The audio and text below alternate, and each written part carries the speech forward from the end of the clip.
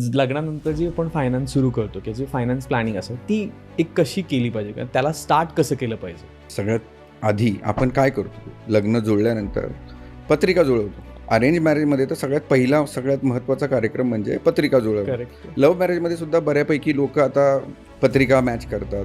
त्यात काय बघतात, 36 गुण जुळत आहेत की नाही. हो. आमच्या दृष्टीने एक 37वा गुण पण टाकायला हवा, ओके. Financial habits, okay. खर्चाच्या हॅबिट्स.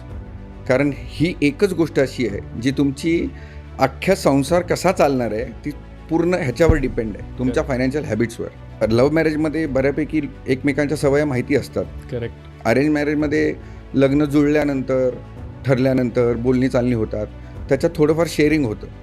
पण जेव्हा एकत्र राहायला लागतात ना, त्यावेळेस खरं कळतं की ह्याच्या सवया कशा आहेत, त्यात फायनान्शियल सवया कशा आहेत, म्हणजे खर्चाच्या सवया कशा आहेत.